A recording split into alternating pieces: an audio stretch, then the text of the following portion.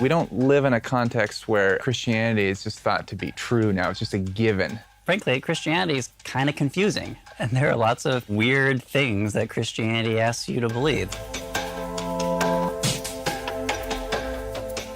It's not that analytic theology promises to strip away all mystery from the Christian faith. That'll never be done. But what it might do is help us locate sort of where the mystery is and why it should be there.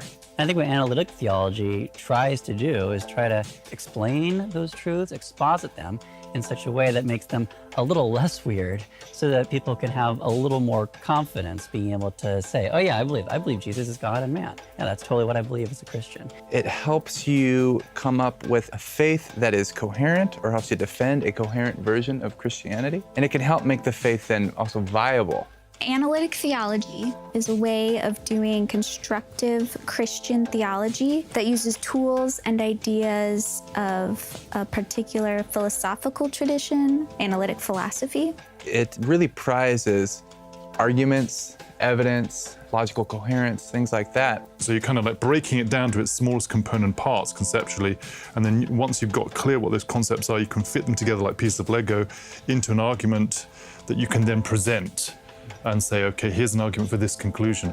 You're seeking to give an account of the nature of the world, trying to build constructively like a large Lego city or something like this.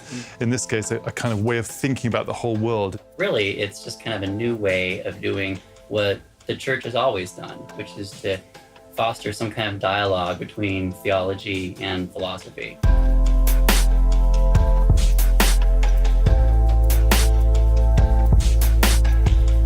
In the weekly seminars we've really had some like world-class theologians and philosophers come in and share with us. Because it's a very small setting here at Fuller, the seminars are often very intimate, and we spend some time both before and after the seminars with these top scholars, and that's just a tremendous opportunity. So each year we have a colloquium where we bring together pastors from the LA area to talk with us about analytic theology and what difference that might make to life and ministry.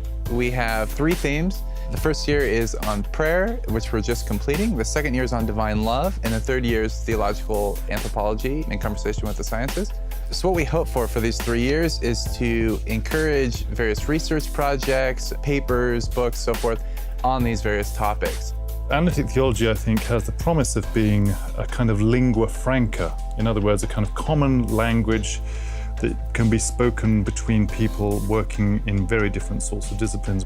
I'm optimistic about down the road of analytic theology continuing to be of service to me in this task of teaching the people of God about the things of God, being able to understand them and articulate them in a way that's relatable, that's clear, and provides people with a connection between these abstract truths and their lives.